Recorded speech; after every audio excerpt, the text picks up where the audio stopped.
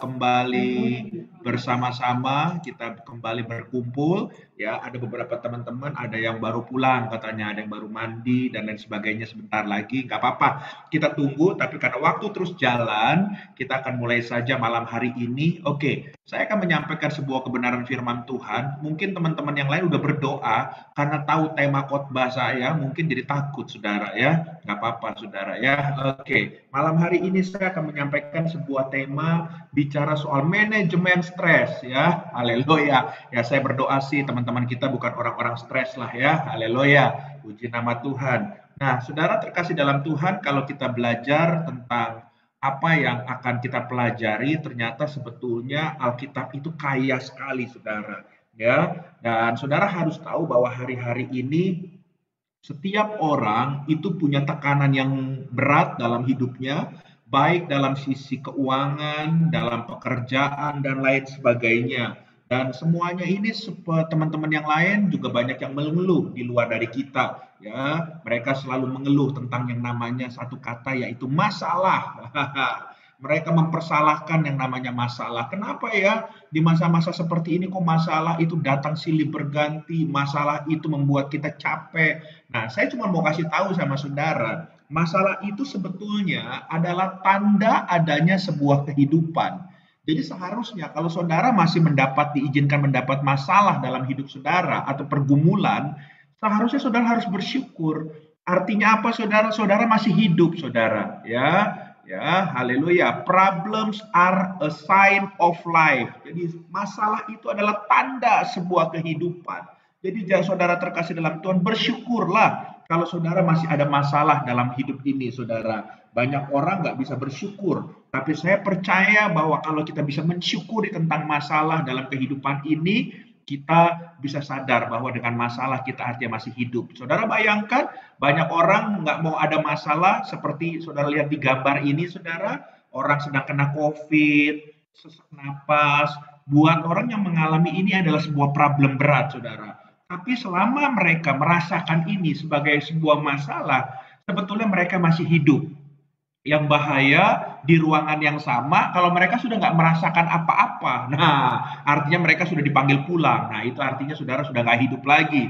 Nah saudara terkasih dalam Tuhan, yang berbahaya masalah ini kalau dibiarkan, saudara. Masalah ini ya akan muncul sebuah pikiran-pikiran yang menjadi beban buat kita kalau nggak diselesaikan. Nah, saudara lihat gambar yang di atas, sampai seorang wanita itu merenggut, saudara, karena pikirannya itu mendapat sebuah tekanan yang berat dalam hidupnya. Nah, nah, saudara terkasih dalam Tuhan, kalau pikiran ini yang menjadi beban ini dibiarkan dengan banyak sekali masalah, akhirnya saudara muncul yang gambar kedua di bawah. Apa, saudara? Stres, stres, stres, stres, stres, stres. Dari berbagai masalah yang menimbun dalam kehidupannya itu stres, mereka ya bisa stres berat. Nah, jadi yang saya ingin kita mengajak sama-sama hari ini, mungkin setiap kita, saudara terkasih dalam Tuhan, mungkin ada di fase ini, saudara banyak beban, sehingga tanpa saudara sadari dari masalah pikiran menjadi sebuah beban, akhirnya menjadi stres. Ini menjadi sesuatu yang nggak baik dalam hidup saudara. Ya, oleh sebab itu kita akan belajar, saudara, malam hari ini tentang apa itu stres, saudara. Ya, kalaupun saudara bilang, bro, sorry, aku nggak stres kok. Oke, puji Tuhan. Tapi malam hari ini nggak ada salahnya kita belajar soal manajemen stres ini supaya apa? Mungkin saudara diperhadapkan orang-orang juga yang sedang stres, baik itu keluarga, teman dekat, atau lain sebagainya dalam komunitas saudara. Saudara bisa menjadi berkat untuk menguatkan mereka, menghibur mereka, memberikan mereka solusi setelah saudara mengerti tentang kebenaran firman Tuhan, bagaimana mengatasi stres ya. Oke, apa itu stres, saudara? Ya, coba kita lihat sama-sama apa itu stres. Nah, kita lihat sama-sama, stres adalah suatu kondisi ketegangan yang mempengaruhi emosi, fisik, psikis, maupun mental seseorang. Nah, jadi ternyata kalau stres ini saudara dibiarkan, ini akan mempengaruhi banyak aspek dalam hidup kita, emosi, fisik, psikis atau mental kita ya. Psikis atau mentalis sebenarnya sama, saudara ya. Dan ini akan yang membuat sesuatu yang nggak baik dalam kehidupan kita. Nah, pertanyaannya sebetulnya penyebab stres itu apa sih sebetulnya? Ya, penyebab stres itu ya ada di sekitar kita, yaitu dari sebuah masalah. Ya, masalah yang nggak bisa kita atasi, nggak bisa kita selesaikan, itu bisa membuat kita stres, saudara. Ya, bila mana kita salah berespon. Ya, contoh dalam masalah rumah tangga, jika asisten rumah tangga pulang kampung, nah biasanya ini kaum emak-emak stres, ya. Asisten rumah tangga pulang kampung, ya. Kalau juga anak sakit, orang tua khawatir, stres ya. Tapi saya lihat teman-teman udah melewati fase ini karena anak-anaknya sekarang sudah cukup besar ya. Waktu anak-anak kita masih kecil kan kadang-kadang kalau panas badannya, wah kita stres deh ya, saudara ya. Bahkan juga saudara dalam rumah tangga itu bisa membuat stres, saudara. Ternyata bisa juga kalau dari sisi anak itu dalam sebuah rumah tangga pertengkaran orang tua. Wah, saudara tanpa sadar mungkin saudara biasa bertengkar. Tapi bagi anak itu membuat dia stres dalam rumah tangga tersebut, saudara. Makanya saya sarankan kalau kita ingin menyelesaikan sebuah konflik suami istri, jangan di depan anak. Kalau perlu mereka nggak tahu saudara pernah berselisih paham. Kalau perlu saudara pergi berdua dulu di mobil, saudara boleh tengkar sampai menemukan solusi. Ya, komunikasikan yang baik. Ya, nah saudara, jadi anak nggak ngerti, jadi anak juga nggak stres. Ya, lagi apa saudara? Bagi bapak-bapak di kantor, bisa nggak stres? Oh, sangat bisa. Ya, contoh, pekerjaan yang menumpuk, sementara deadline udah mepet. Nah, ini kan membuat stres kadang-kadang kalau kita orang kerja, ya, di kota besar, ya seperti kita di Jakarta ini, setiap hari harus ngantor, ya kan, jalan rayanya tiap berangkat pulang macet. Ini juga membuat stres, saudara. Saya jujur waktu dulu saya harus ngantor, kantor gereja saya dulu di Menara Gracia di Rasuna Said Kuningan, itu saudara macet, saudara. Setiap hari saya harus ke sana, pergi jam 6 pagi saya dari Kelapa Gading ke Kuningan, ke Rasuna Said, kantor gereja saya. Dan saudara saya harus berkantor di sana waktu itu, wah itu stres banget saudara. Pulang juga macet saudara ya. Nah saudara ini adalah stres-stres dalam kegiatan di kantor. Lalu apakah anak-anak juga nggak bisa stres selain dia melihat keributan orang tua? Bisa. Anak-anak juga jangan saudara pikir nggak bisa stres. Nanti kita lihat ciri-cirinya ya. Contoh, waktu anak yang menghadapi ujian atau ulangan mendadak, stres. Makanya saudara harus mendampingi anak-anak saudara.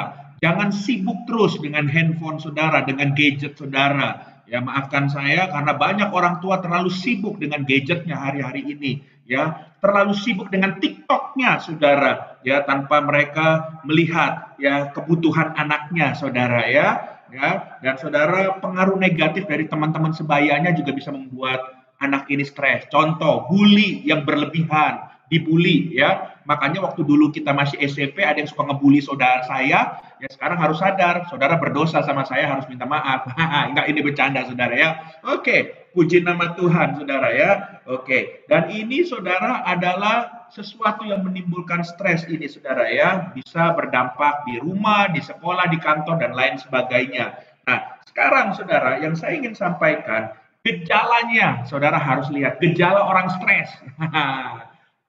Mungkin saudara lihat, wah biasa aja kok masih, tapi waktu saudara belajar ini, saudara mulai paham. Ternyata waktu saudara memikirkan sesuatu dan saudara belum menemukan jawaban itu menjadi pressure, menjadi beban. Ternyata saudara sudah masuk gejala stres. Atau saudara bisa menolong orang-orang yang ada di sekitar saudara waktu saudara melihat ini. Contoh, ya orang yang stres itu, gejala stres itu yang pertama bisa mudah tersinggung. Diajakin ngomong apa tersinggung. Ya, makanya saudara kalau suami saudara lagi ada beban berat, diajakin ngomong hal kecil bisa berantem, begitu juga istri saudara. Ya ternyata kita punya pasangan stres kalau seperti itu saudara, udah gejala stres, mudah tersinggung, ya. Lalu apalagi gelisah, muka pucat, jantung berdebar-debar, bahkan di tangan biasanya suka keluar keringat saudara, ya. Ya, karena ini jantung itu dengan keringat ada di tangan, di kaki ini biasanya ya. Oke. Lalu apalagi sulit tidur atau tidur nggak nyenyak, ya. Nah, ini juga gejala stres, saudara. Ya, saya bersyukur sama Tuhan kalau saya hari ini saya tipe pelor, nempel, molor, gitu, saudara ya. Bisa langsung tidur, puji Tuhan. Itu karunia, karunia menikmati hidup loh, saudara. Ya, banyak orang punya uang nggak bisa tidur, mesti pakai obat penenang. Tapi ya, saya enggak. Artinya saya enggak stres sampai hari ini dalam hal itu. Puji Tuhan. Lalu apalagi gejala stres? Sulit konsentrasi. Orang yang stres itu sulit konsentrasi, saudara. Makanya kadang-kadang waktu diajakin ngomong A, nanti dia nanya lagi, tadi apa? Kan kita udah ngomong, kita bilang. Orang seperti ini lagi stres sebetulnya. Jadi pikirannya kemana-mana, saudara. Sulit fokus, sulit konsentrasi. Ya. Lalu apalagi, saudara? Nafsu makan berkurang atau makan berlebih, bisa kebalikannya, bisa kurang atau bisa berlebih sekali, makan terus kalau lagi stres. Ini ada tipe orang seperti itu ya. Tapi saya berdoa Bro Raymond nggak tipe seperti inilah, saudara. Dia sehat ya, soalnya makan terus dia ya, puji Tuhan. Oke ya. Lalu apalagi, saudara? Ada keluhan seperti sakit kepala, sakit perut, sakit mah, dan lain sebagainya, saudara ya, keringat berlebihan. Nah, ini adalah gejala-gejala stres. Nanti kita akan belajar lebih lanjut, baik dari sisi psikologis maupun dari sisi jasmani, yaitu kesehatan jasmani, saudara ya. Haleluya. Oke, kita lihat terlebih dahulu. Ya, sebetulnya stres itu dari mana sih asalnya? Supaya kita sama-sama tahu stres itu dari mana. Oke, stres itu, saudara terkasih dalam Tuhan, ya. Kalau kita biarkan dengan masalah yang berat seperti yang tadi saya katakan, dari masalah berat jadi ke bawah pikiran yang berat, akhirnya saudara itu membuat sinyal stres. Dan sinyal stres itu dibawa dalam bahasa medisnya itu ya, dibawa dan diterima oleh yang namanya hipotalamus. Nah, kita lihat, saudara, nomor satu, hipotalamus. Nah, kita sedikit belajar medis, saudara ya. Nanti kalau ada teman dokter akan lebih dalam lagi. Saya cuma gambaran sekilas. Dari hipotalamus, ya sinyal stres itu kan diterima oleh hipotalamus. Kalau dibiarkan, hipotalamus ini ya akan menghasilkan CRH. Dari CRH ini akan mengirim lagi, ditransfer lagi ke namanya apa? Nomor 2, hipofisis. Nah, dari hipofisis akan menghasilkan yang tadinya CRH di hipotalamus, ini di hipofisis menghasilkan yang namanya ACTH ya, atau adrenokortikotropin. Nah, bahasanya agak susah nih, saudara ya, bahasa kedokteran nih, saudara. Nah, ACTH ini akan mengirimkan ke kelenjar adrenal. Nah, kelenjar adrenal, ya saudara terkasih dalam Tuhan, kalau saudara tahu dan saudara bisa searching di Google, ini akan menghasilkan yang namanya kortisol. Apa itu kortisol? Kortisol itu berperan sebagai pencetus ya, berbagai reaksi tubuh ketika stres. Nah, jadi kalau kortisolnya berlebihan, stresnya berlebihan, ini akan membuat saudara merangsang sesuatu ya, saudara terkasih dalam Tuhan, reaksi yang negatif dalam tubuh kita. Contoh, saya mau kasih tahu sama saudara, di bawahnya ada nih, saudara, ada kemunculan jerawat, mungkin stres, saudara, ya, umur sudah tua kayak kita, tiba-tiba ada jerawat. Nah, saudara mungkin stres, ya. Peningkatan gula darah, diabetes. Salah satu orang yang diabetes itu kemungkinan juga bisa diakibatkan stres, ya, kalau gula darahnya tinggi. Yang ketiga, peningkatan berat badan atau obesitas. Nah, saudara, ya, bukan seperti saya. Kalau saya dari dulu udah gemuk, saudara, ya. Tapi tiba-tiba ada orang yang makan terus, akhirnya obesitas. Nah, ini bahaya. Ini mungkin karena stres yang berlebihan. Lalu apalagi, saudara? Mungkin karena penurunan kekebalan tubuh. Nah, ini bahaya, apalagi di zaman sekarang. Karena stres, turun imun tubuh kita. Padahal sekarang kita harus jaga imun tubuh kita. Ya, makanya jangan stres-stres, saudara ya. Haleluya. Lalu bisa apa lagi kalau stres? Ya, osteoporosis, perapuhan tulang. Ya, biasanya di wanita. Kalau sudah 50 ke atas menopause, makanya banyak sekarang kalau udah 40 ke atas minum susu lah apa ya. Sekarang banyak vitamin lah biar menolong kita ya supaya nggak osteoporosis karena wanita ini lebih banyak kena ini, saudara ya. Oke, lalu apa lagi? Nggak selesai di sini, saudara. Ini kan dari sisi medisnya. Lalu kita lihat, saudara terkasih dalam Tuhan, dari sisi lainnya kita lihat dari kesehatan kita. Ternyata orang yang stres itu akan menimbulkan sakit perut. Tiba-tiba aja sakit perut. Teman saya ada yang stres gara-gara mau ujian dulu. Waktu ngambil master teologi, saudara. Dia nggak bisa bahasa Ibrani, bahasa Yunani. Waktu mau tes bahasa Ibrani, dia sampai mules, sakit perut terus, saudara. Sampai akhirnya dia mau mengundurkan diri. Saya hibur, kasih tenang. Saya bilang, satu langkah lagi, bro. Cuman gara-gara satu pelajaran, kalaupun kita kurang, ya nggak apa-apa. Jangan sampai gugur semua yang sudah kita lewatin. Nah, ini karena ini, saudara. Makanya kalau dikasih jadwal, dikasih doa, dikasih khotbah, hati-hati kalau sudah mulai sampai sakit perut terus, saudara, arti stres. Gak usah stres, tenang aja, pelayanan akan ditolong sama Roh Kudus. Amin. Haleluya. Lalu apalagi? Diare atau sembelit, buang-buang air terus. Mungkin ini juga karena stres, bisa salah satunya, ya. Atau juga luka pada lambung. Ini boleh kita kenal, mungkin juga bisa mah. Kalau kita ada orang yang GERD atau mah, itu baik yang dibilang, oh lu stres sekali, makanya GERD atau mah, ya.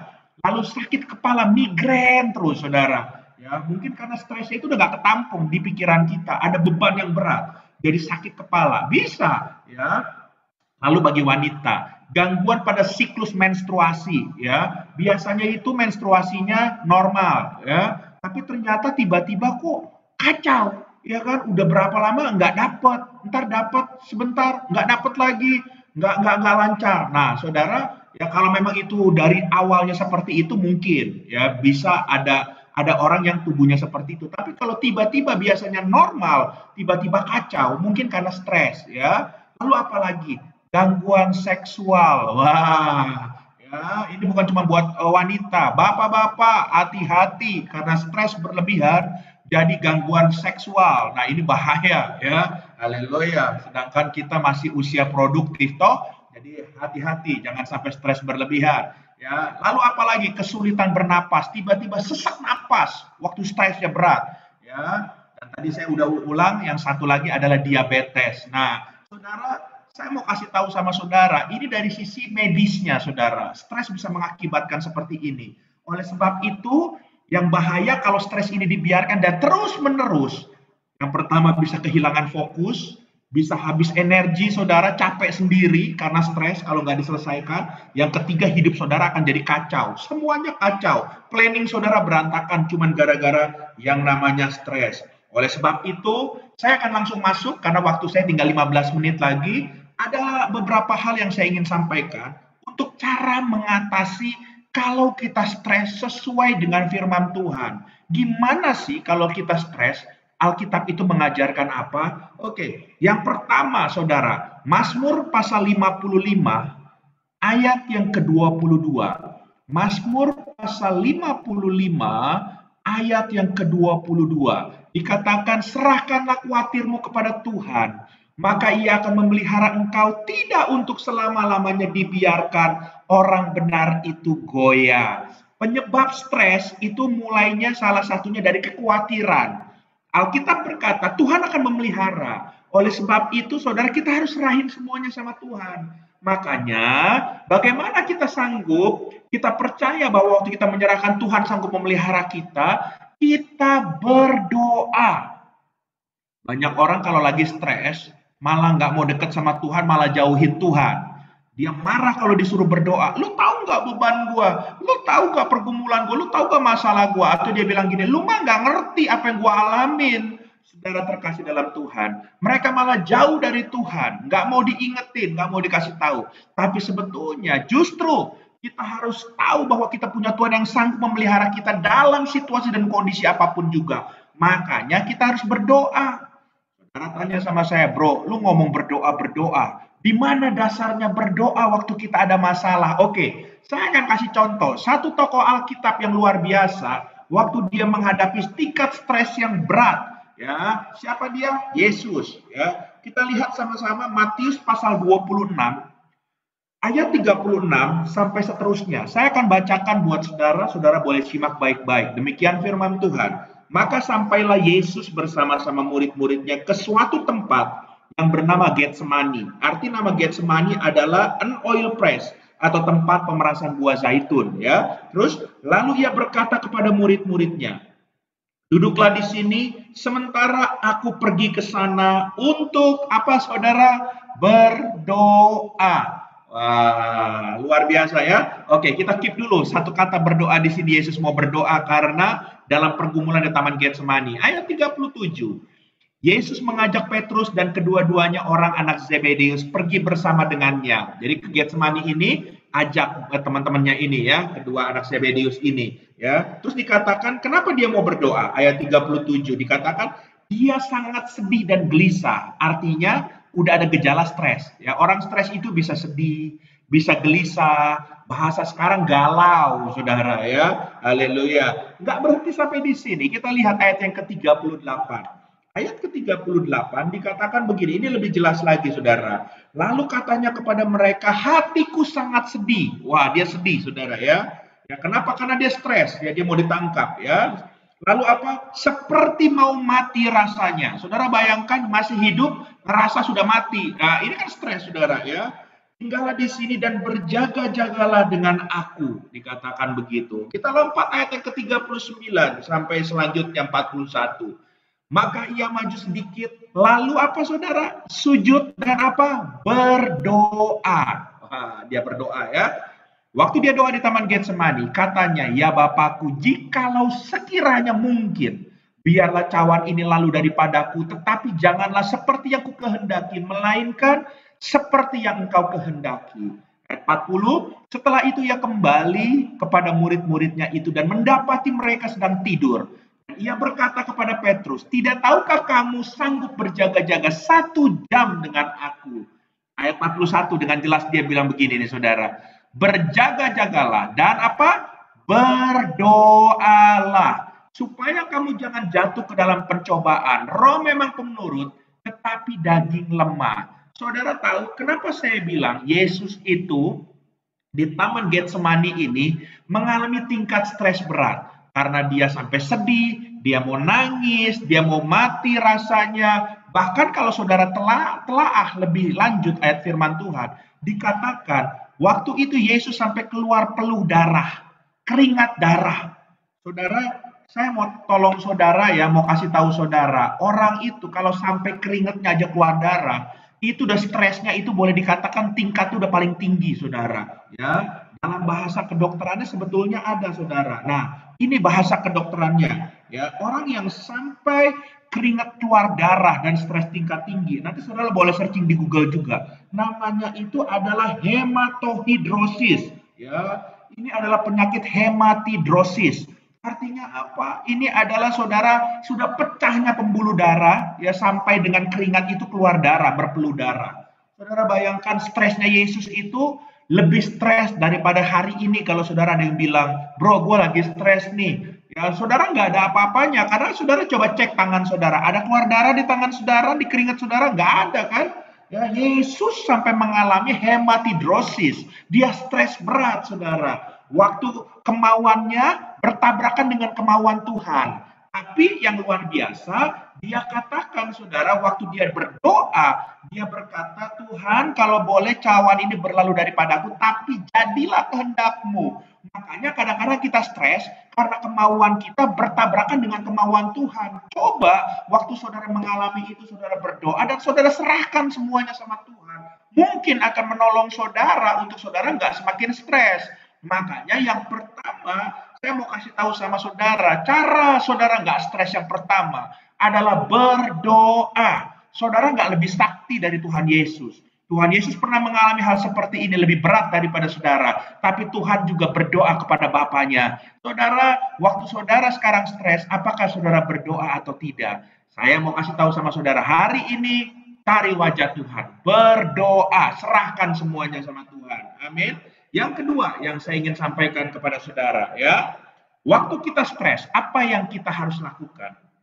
Yang kedua, ya, ini ketutup ya, kayaknya atasnya ya, kegedean. Oke. Yang kedua, mencari komunitas yang membangun. Ya, saudara harus menemukan komunitas saling, seperti yang saya sampaikan minggu lalu waktu kita ulang tahun 2 minggu lalu ya. Temukan komunitas saling mengasihi Tuhan dan rindu bertumbuh di dalamnya. Ya, jadi waktu saudara ya ingin saudara menghilangkan stres saudara, jangan saudara cari komunitas yang bisa saudara bikin happy.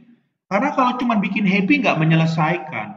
Tapi yang saudara harus cari adalah komunitas yang membangun. Ternyata secara spirit saudara. Ya, saudara lihat baik-baik pentingnya sebuah komunitas. Pengkhotbah 4 ayat 9 sampai 10. Berdua lebih baik daripada seorang diri. Ya, makanya yang belum nikahlah buruan ya. Haleluya. Kecuali punya panggilan selibat ya. Karena mereka menerima upah yang baik dalam jerih payah mereka. Karena kalau mereka jatuh, yang seorang mengangkat temannya. Tetapi wahai orang yang jatuh, yang tidak mempunyai orang lain untuk mengangkatnya. Tetapi bagi orang yang jatuh tetapi tidak mempunyai orang lain, gimana cara ngangkatnya, nolongnya? Jadi saudara perlu orang di sekitar saudara. Dan itu adalah komunitas yang membangun, yang akan menolong saudara. Dan saudara nggak akan pernah merasakan sendiri. Ya, hari ini siapa teman saudara? Kalaupun saudara cari komunitas, cari teman, hati-hati. Jangan sembarang cari teman. Saya pernah terjerumus karena saya salah pergaulan. Memang itu kebodohan saya. Saya nggak nyalahin orang. Tapi saya mau bersaksi. Saya pernah salah dalam pergaulan sehingga saya terjerumus. Ya, untung Tuhan baik menolong saya kalau saya ada sampai hari ini. Ya, coba saudara lihat ayatnya. Amsal 18 ayat yang ke-24. Perhatikan baik-baik, jangan merasa kita sudah umur seperti ini, kita sudah ngerti segalanya, makanya kita bebas bergaul. Hati-hati saudara, Amsal 18 ayat 24. Kita baca sama-sama di rumah, 1, 2, 3. Ada teman yang mendatangkan apa saudara? Kecelakaan, bahaya saudara. Terus, tetapi ada juga sahabat yang lebih karib daripada seorang saudara. Artinya, ada teman yang bisa ngancurin hidup saudara, tapi ada juga sahabat saudara ini yang saudara betul-betul ngerti dia, care, dia peduli. Seperti saudara kita sendiri. Dia sanggup mengangkat kita, menolong kita, membangun kita waktu kita lemah, waktu kita jatuh. So, yang kedua, ya, carilah komunitas yang membangun waktu saudara mengalami stres. Bukan cari komunitas yang bikin happy, ya. Karena kalau cuma bikin happy, ya, saudara punya duit juga semua mau. Tapi duit saudara habis, happy-nya selesai, masalah saudara tetap akan membuat saudara stres. Tapi kalau membangun, akan menolong saudara untuk bangkit dari masalah saudara. Haleluya. Oke, secara cepat. Saya punya waktu 5 menit lagi. Ya, yang ketiga yang saya ingin sampaikan kepada saudara, bagaimana kita supaya nggak stres. Yang ketiga adalah mengucap syukur. Haleluya. Ada statement yang bagus. Don't tell God how big your problem is, but tell your problem how big your God is. Wow. Jangan hanya mengeluh kepada Tuhan tentang betapa besarnya masalahmu. Hadapilah masalah dengan mengingat betapa besarnya Tuhanmu.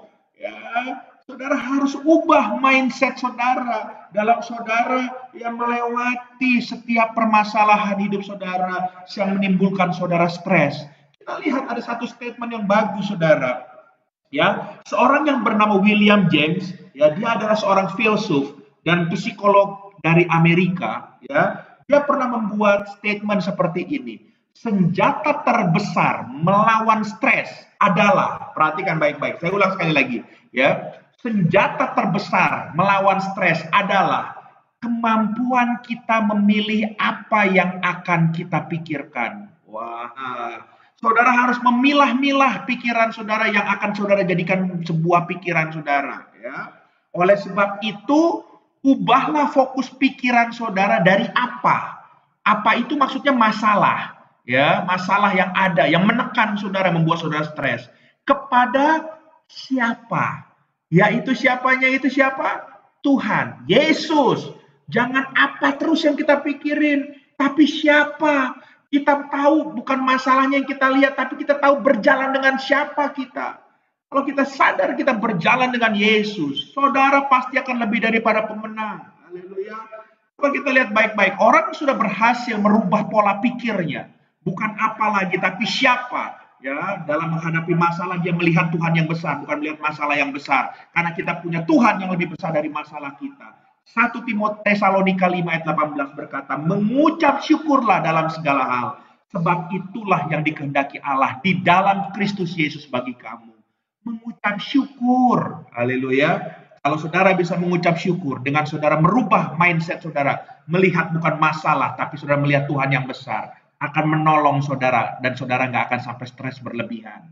Amin, haleluya. Masalah mungkin masih ada, ya, beban masih ada. Tapi kalau saudara mindset saudara ke arah Tuhan, mata tertuju kepada Tuhan, saudara akan menjadi kuat di atas daripada masalah saudara. Haleluya. Ya. Yang keempat, saudara, bagaimana kita menghadapi stres? Yang keempat, ya, saya tertarik membawakan materi ini karena hari-hari ini banyak orang yang stres. Mungkin kita bisa menolong diri kita dan bisa menolong orang-orang yang ada di sekitar kita. Ya, oke. Yang keempat, Yang keempat, bagaimana kita supaya nggak stres? Kita melihat masalah yang kita hadapin, yang bisa membuat stres, itu dengan perspektif Tuhan atau dengan kacamata Tuhan. Nanti saudara boleh lihat ya ayatnya, saya nggak usah baca karena cukup panjang dan saya tahu kita sudah ngerti semua cerita ayat ini. Dalam Bilangan pasal 14 ayat yang kedua sampai dengan yang keempat, ini cerita tentang pengintai ya yang mengintai tanah Kanaan ya. Waktu dia disuruh mengintai tanah Kanaan, mereka ketakutan. Ya, katanya mereka akan ditekan, akan dimakan, diterkam oleh raksasa-raksasa yang tingginya 3 meter, ya, yang orang-orangnya itu gahar, saudara. Tapi kita lihat dari dua orang berikutnya dalam Bilangan pasal ya, saudara 14 juga, tapi ayat yang ke-7 sampai 9. Siapa dia? Yosua dan Kaleb. Ya, Yosua dan Kaleb, saudara terkasih dalam Tuhan, dia punya perspektif yang berbeda dalam dia melihat akan merebut tanah perjanjian itu. Ya, bahkan dia bilang kita bisa kok masuk Tuhan. Ya, kita akan injak-injak tanah itu. Mereka itu seperti belalang-belalang. Dia melihat raksasa yang tadi, yang satu melihat orang itu seperti belalang. Saudara terkasih dalam Tuhan, perspektif yang berbeda dengan perspektif Tuhan akan membuat saudara nggak stres. Hari ini, waktu saudara menghadapi beban yang berat, pakailah kacamata Tuhan. Jangan pakai kacamata jasmani. Bagi kacamata pikiran kita memang sulit, sukar, nggak mungkin. Tapi bagi Tuhan, saya mau bilang sama saudara, tidak ada yang tidak mungkin. Pakai kacamata iman saudara. Yang setuju boleh katakan amin. Haleluya. Yang terakhir, yang kelima, saudara terkasih dalam Tuhan. Ya, yang kelima, belajar dari proses yang sedang dijalanin waktu saudara menghadapi stres berat. Ya, apa sih bro maksudnya belajar dari proses yang dijalani? Saudara ingat nggak Ayub? Waktu Ayub menghadapi pergumulan yang begitu berat, ya, anaknya meninggal dalam seketika, anak-anaknya kesambar petir, istrinya suruh dia nyumpahin Tuhan, ninggalin Tuhan, hartanya dia habis-habisan karena dia kena sakit kanker kulit yang digaruk aja udah pakai beling, saudara. Ya, tapi di pasal 42 ada pemulihan. Ya, dan di pasal 42 ayat yang kelima dia bilang begini, hanya dari kata orang saja aku mendengar tentang engkau. Ini dulu, waktu dia lagi ada masalah itu. Tapi setelah dia melewati itu, dia bilang begini, tetapi sekarang mataku sendiri memandang engkau. Artinya gini, Ayub mau belajar dari proses kehidupan di masa lalunya. Dan hari ini kalaupun ke depannya ada masalah, ada tantangan yang dia hadapi, dia tahu dia berjalan dengan Tuhan yang luar biasa.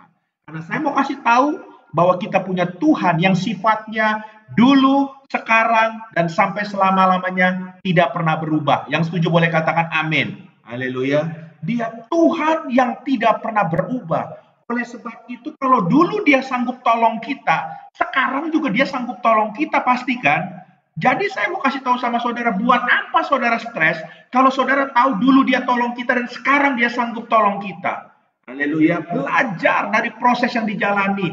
Belajar kita mengenal Tuhan kita lebih daripada kata orang, tapi dari pengalaman pribadi kita bersama dengan Tuhan. Makanya saya mau bilang ikut Tuhan bukan karena agama, ikut Tuhan karena pengalaman hidup kita dengan Tuhan. Waktu saudara punya pengalaman hidup dengan Tuhan, saudara akan semakin dewasa di dalam Tuhan.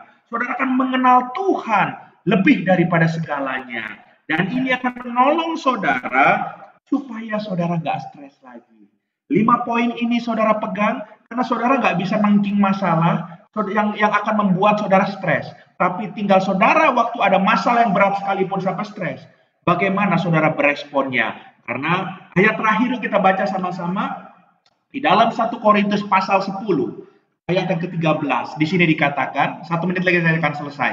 1 Korintus 10 ayat 13 dikatakan begini, 1, 2, 3. Pencobaan-pencobaan yang kamu alami ialah pencobaan-pencobaan biasa yang tidak melebihi kekuatan manusia. Stop. Sekalipun saudara berasa hari ini saudara stres berat. Tapi kalau Tuhan izinkan, bagi Tuhan, Tuhan tahu kemampuan saudara dan itu nggak akan melebihi kekuatan saudara. Terus, sebab Allah setia dan karena itu ia tidak akan membiarkan kamu dicobai melampaui kekuatanmu. Haleluya. Pada waktu kamu dicobai, ia akan memberikan kepadamu jalan keluar sehingga kamu dapat menanggungnya. So, saudara harus tahu saudara berjalan dengan siapa. Ya, waktu saudara tahu saudara berjalan dengan Tuhan, kalaupun diizinkan ada sesuatu terjadi, saat itu juga waktu saudara beriman kepada Tuhan, saat itu juga saudara percaya bahwa Tuhan sedang menyiapkan jalan keluar buat hidup saudara dan saya. Jadi hari ini saya mau kasih tahu sama saudara, stres boleh datang, masalah boleh datang, beban berat boleh datang, tapi hadapi dengan firman Tuhan. Yang pertama apa? Berdoa. Yang kedua, cari komunitas yang membangun saudara, bukan komunitas yang menyenangkan saudara, ya. Yang ketiga, dengan segala pergumulan saudara, belajar mengucap syukur, itu akan menolong saudara nggak stres. Yang keempat, melihat masalah saudara dari perspektif Tuhan. Yang kelima, belajar dari proses yang dijalani. Haleluya, Tuhan memberkati. Mari kita berdoa. Bapak, kami bersyukur buat kebaikan